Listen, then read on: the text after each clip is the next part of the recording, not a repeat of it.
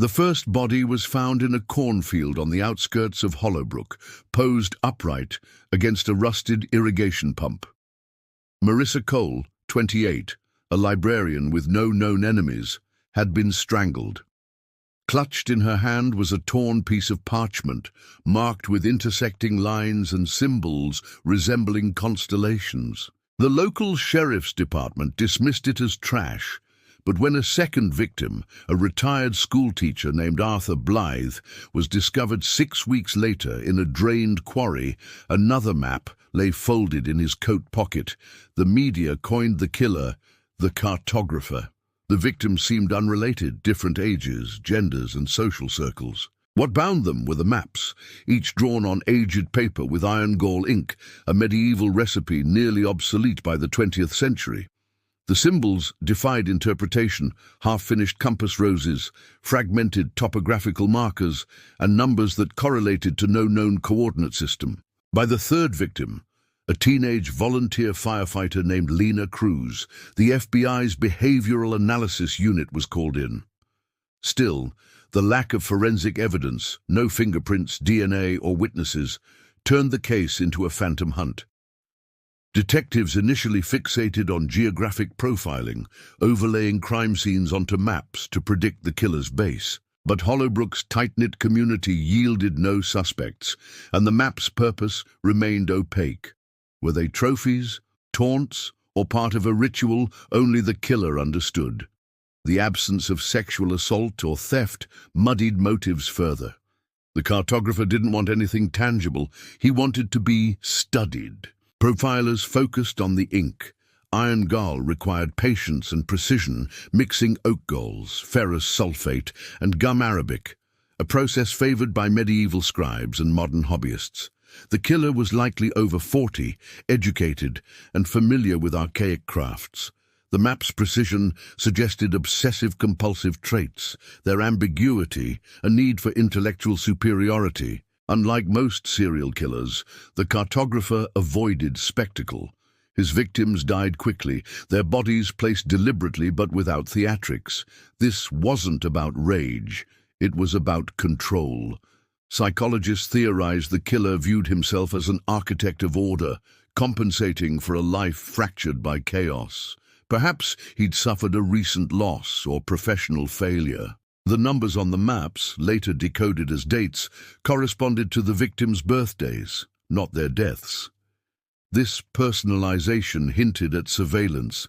The cartographer chose targets whose lives intersected with his own in unseen ways. Yet background checks revealed no overlaps. The profile narrowed. A white male, 45-55, employed in a field requiring meticulous detail, engineering, cartography, or printing.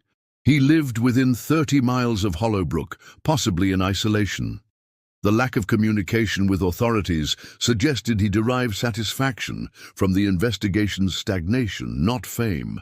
Most critically, he would escalate. The maps were a puzzle he expected to be solved, and if they weren't, his frustration would manifest in riskier behavior. The breakthrough came from a 1987 cold case in Idaho. A hiker had been found with a similar map, though local police had dismissed it as backpacker graffiti.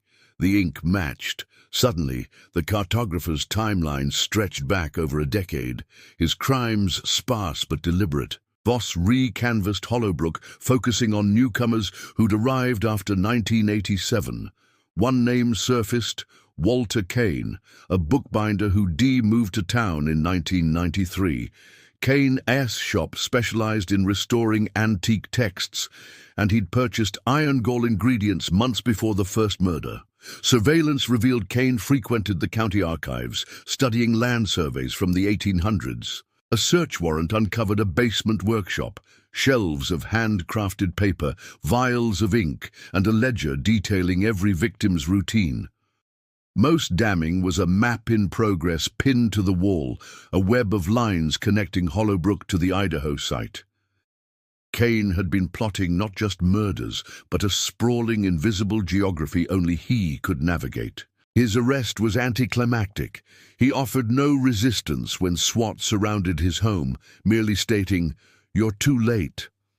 In his pocket was a final map, its coordinates leading to a shallow grave near the Idaho border. The remains belonged to his first victim, his sister, who'd vanished in 1985.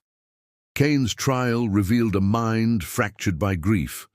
His sister had died in a car accident he'd survived, and his maps were attempts to retrace their life together, substituting victims for the memories he couldn't resurrect. Psychiatrists debated whether his obsession stemmed from schizophrenia or profound guilt, but the jury saw only premeditation. He received life without parole.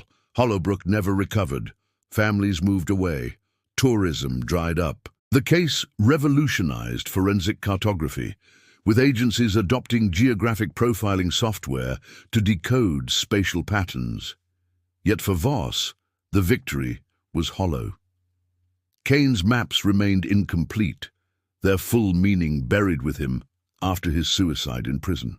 The cartographer's case underscores the duality of profiling, a tool for closure, yet a reminder of how much remains unknowable. Kane's maps were both confession and cipher, a testament to the human need to leave marks, even monstrous ones, on the world. In the end, the silence he weaponized became his epitaph. For investigators, the lesson lingers. Some minds refuse to be mapped, their compasses forever spinning, searching for north in a darkness only they perceive.